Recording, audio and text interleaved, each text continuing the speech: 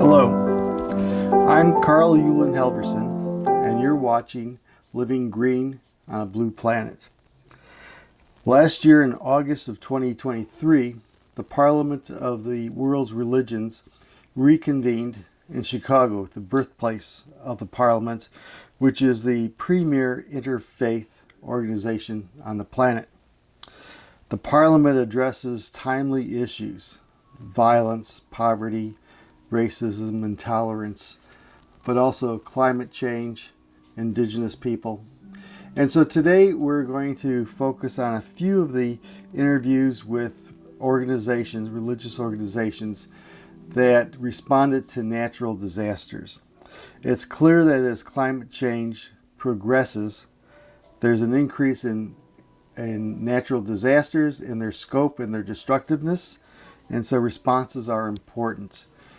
Also, with the increase in global warming, there's an increase in interstate violence, and again, disaster relief is necessary.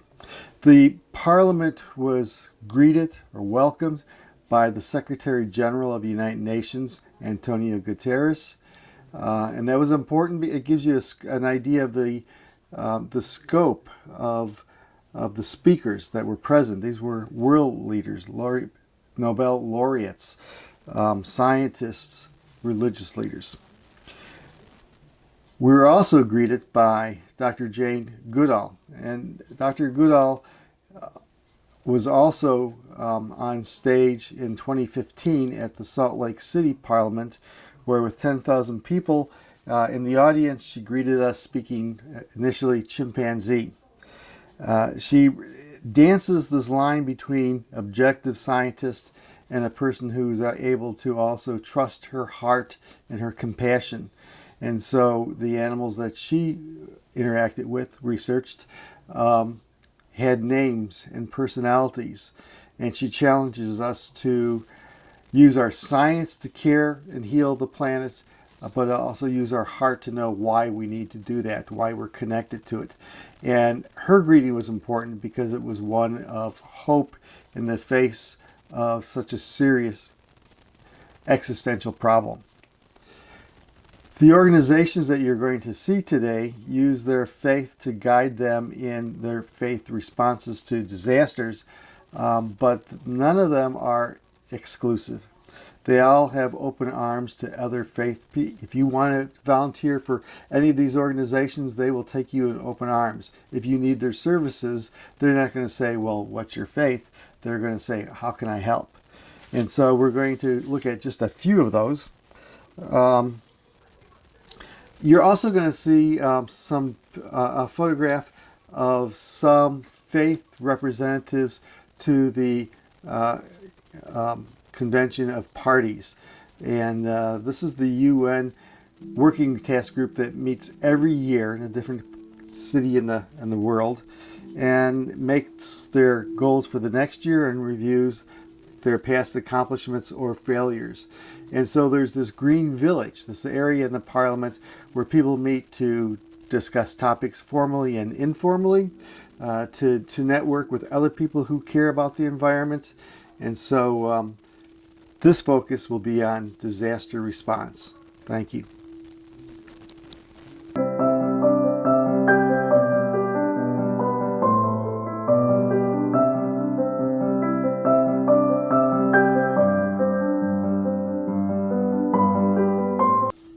You're going to hear from Dr. Raj Devasigmani, and he's going to talk about the global ethic. The global ethic was this formulated guide for how to interact with each other.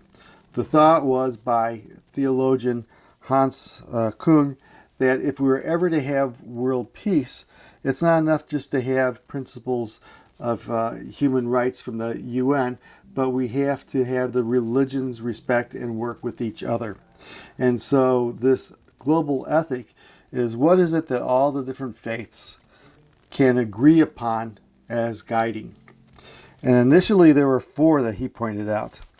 And these were universal religious principles that were shared. And initially it was a commitment to a culture of nonviolence and respect for life. And we can see today we still need to really work on that.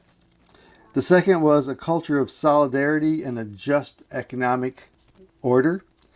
And we can tell today that that just economic order is getting further and further away, and there's going to be more violence if we don't address it.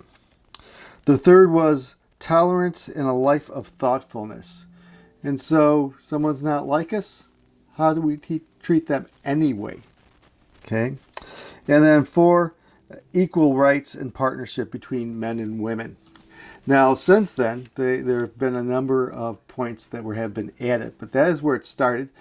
Hans started working on this in the 1980s, formulated it and formalized it for the second Parliament of the World's Religion, the 100-year anniversary of the first one, so in 1993, and then it continued to work with the Parliament to make it an active, living document and set of values. Hello, here we are at the Parliament of the World's Religion 2023 in Chicago, and one of the documents and values that are foundational to everything that happens here is a concept called the global ethic. And so we're going to have that explained to us for those of you who are not familiar with it. So you are? I'm Dr. Raj David Tigamani. I'm from Dallas, Texas. I volunteer with the Global Ethics Forum, and the Global Ethics is an organization that's part and parcel of the Parliament of World Religions. It is an integral part of the Parliament of World Religion that makes it, and unlike other organizations in the event, they are visiting, they're part of the global Parliament of World Religion, but the Global Ethics Group itself is created by the Parliament. This Global Ethics program was started in 1993. The Parliament of World Religions was initially started in 1893 in Chicago.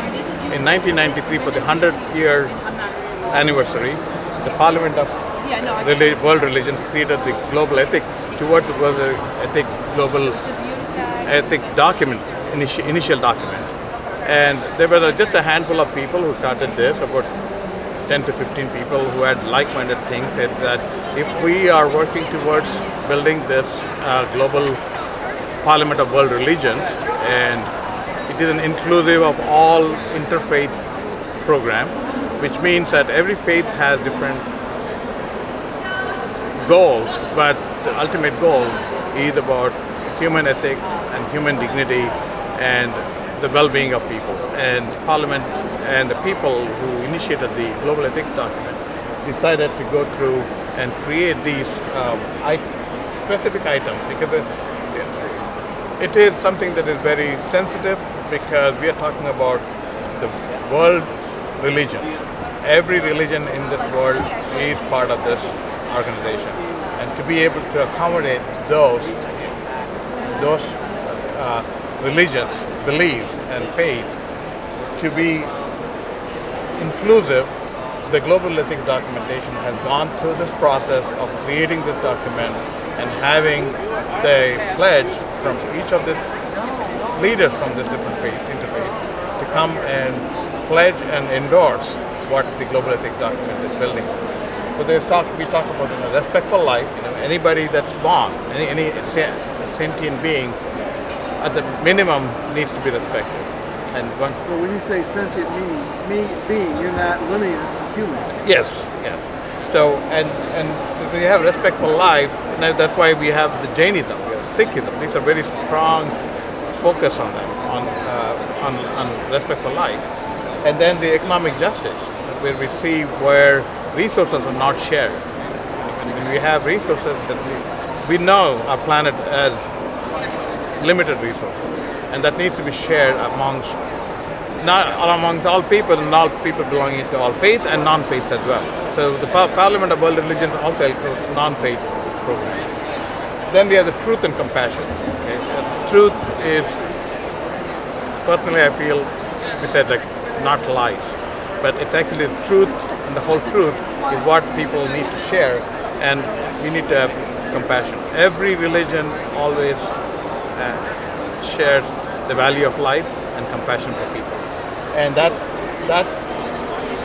goes through it. To me personally, number 4 is unfortunate it is here, but it is required. Women's right is something that should have been when I connect respect for life. Number 4 would have been connected in that, but unfortunately we are in this situation that we do that, and the global ethic and the Parliament of Religion really wanted to get that. It's sort of like Black Lives Matter. It should Exactly. be under All Lives Matter, but the reality is We have to say that. because it needs to be emphasized. Right. So thank you. Because of the emphasis, I would hope someday we'll remove that. Yeah. And that's exactly why I think Towards a Global Ethic is an initial document. It is being revised. It gets updated. There's a board that works on it, and they're very, very careful with using the words. They do the words to that. And then the last one is I don't have to say any words for the care for Earth, because that's our only asset. We're going to hear from spokespeople for religious organizations that respond to disaster. These are all organizations that are founded on the values of their religion, but are inclusive. If you need their help, they don't ask, are you a member? They say, how can we help you? If you want to help, they welcome you with open arms. And so the first group that we're going to talk to, we're going to listen to a woman briefly speak about Islamic Relief USA that works with other organizations but responds to natural disasters. And this is important because, as I stated, with climate change there's going to be more and more natural disasters, and with climate change there's going to be more conflict. So these are important groups. The Islamic Relief Organization is founded on the Islamic Declaration on Global Climate Change, which reads, "The stars, the sun and moon, and this earth in all the diversity, richness, and vitality of its community and of living beings reflect and manifest the boundless glory and mercy of their Creator. All by nature serve and glorify their Maker. All bow to the Lord's will. We humans are created to serve the Lord in all beings, to work the greatest good we can for all the species, individuals, and generations of God's creatures. We affirm, Allah is the Lord and sustainer of all beings. Nothing that He creates is without value. The natural state of Allah's creation. So set your face firmly to a faith in pure devotion, the natural pattern on which Allah made humankind. There shall be no changing Allah's creation. That is the true way, but most people do not know. We recognize the corruption that humans have caused on earth in our relentless pursuit of economic growth and consumption. Corruption has appeared on land and sea by what people's own hands have wrought, that He may let them taste some consequences of their deeds so that they may turn back.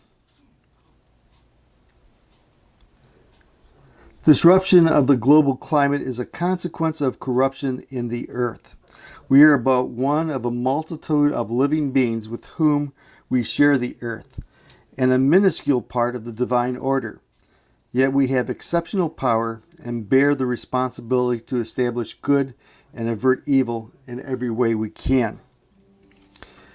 We are accountable for all of our actions.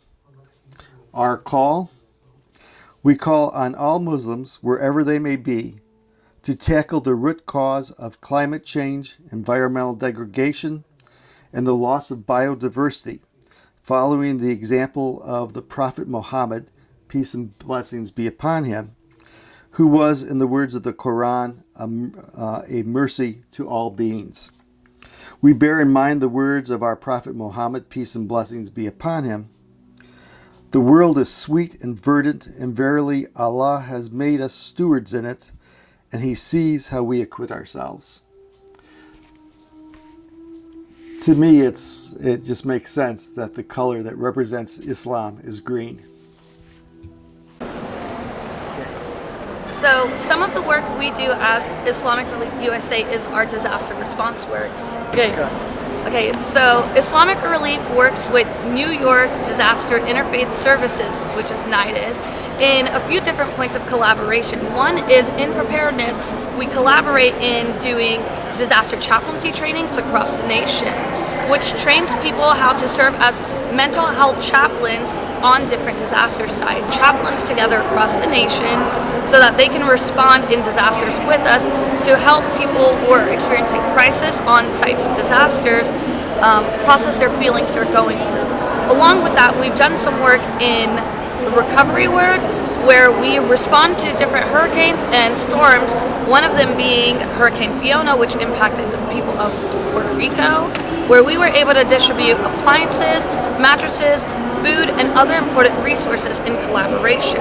That just goes to show when you are in collaboration with different organizations, regardless of their faith background or spiritual beliefs, you're able to create a greater impact for the communities you're serving.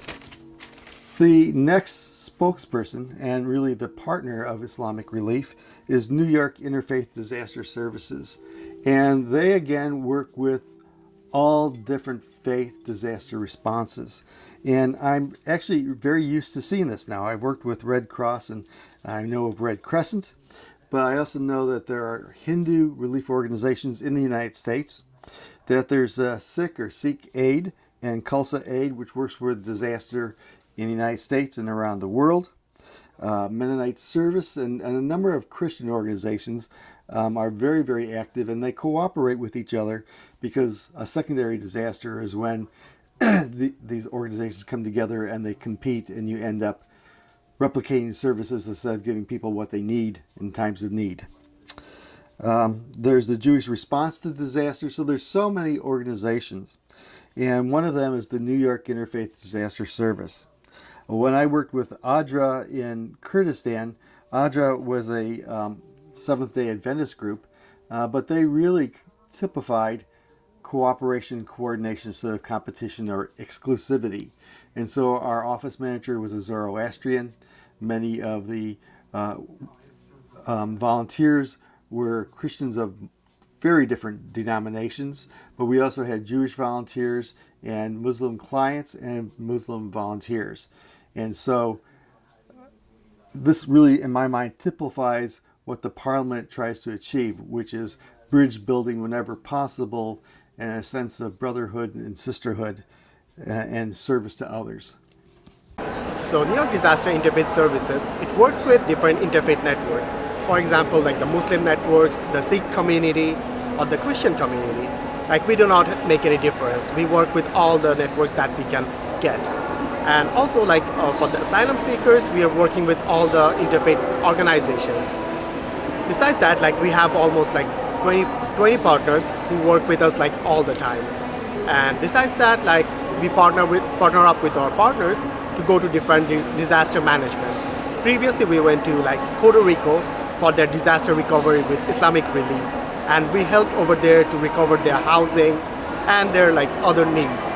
Recently, our CEO, Peter Bigudaitis, he went to Puerto Rico for their back to school program and donated almost like 10,000 school donations for their children to go back to school because they do not have access to the school supplements. You're going to hear briefly from Deborah Bordeaux, and Deborah is the CEO of Buddhist Zhao Qi Foundation in the United States. This is an organization that was founded in 1966 in Taiwan, and it's based on their Buddhist traditions of charity, and their works include charity, medicine, education, international relief, and environmental protection. And so you'll hear her talk, and you'll see some of the education they do on the importance of vegetables because they're vegetarian and because it's good for the planet. But you'll also see pictures of the booths where they recycle plastics and turn it into the soft cloth so that you actually have clothes that you give to people who have lost everything because of a flood or an earthquake or some disaster.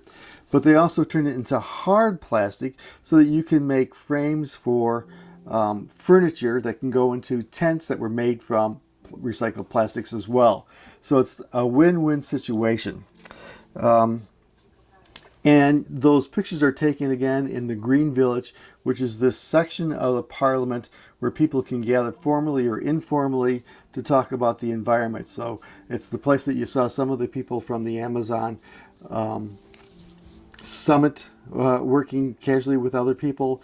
It's the place where you see people from the UN come together and talk about and share with other people what's happening. And it's the place here where you have disaster relief. Good morning. This is the fourth day of the 2023 Parliament of the World's Religions held in Chicago. And my focus has been on climate change and climate action and what different faiths are doing to impact that. And so today we're going to be looking at Buddhist involvement in helping to take care of people and heal the planet. So today we have with us My name is Deborah Boudreau. I'm the CEO of Buddha Tzu Chi Foundation. It is so wonderful to have this opportunity to share with you the Kids Paradise Kids booth.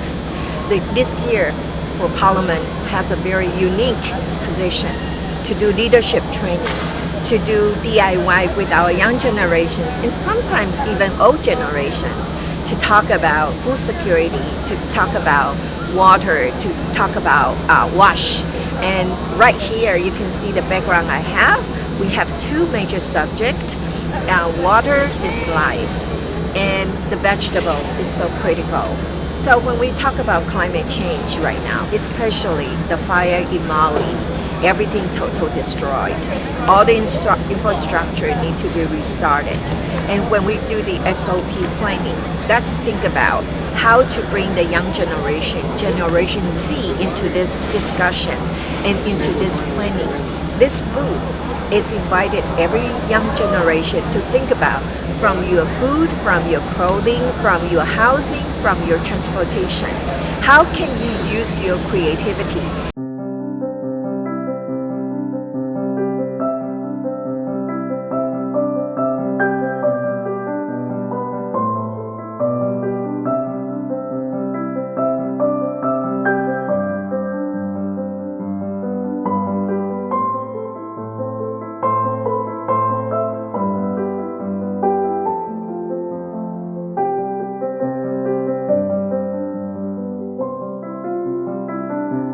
Friends from the Parliament.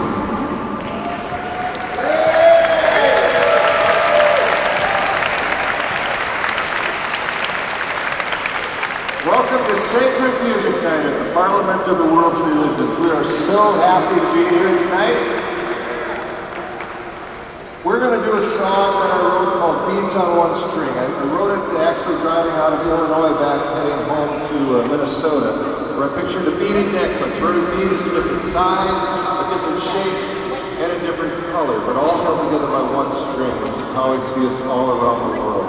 Look at us right here in this room. We're all different sizes, shapes, and colors. It's a song of celebration for us all, so I hope you'll be able to join us in singing the chorus to the song. The chorus is, we're all beads on one string, every man, every woman, boy, and girl. Beads on one string, we're one world. And we'll start it out a cappella. We'll do this. Let's see how we can do with the clapping on. Here we go. Try this out now. That's sounding good. Here we go. We're all beads on one string. Every man, every woman, boy and girl. Beads on one string. We're one world.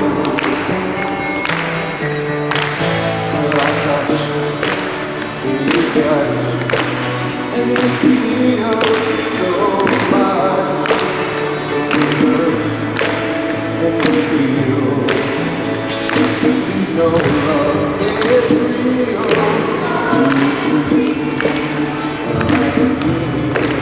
And we plan sometimes. Oh, how we love you.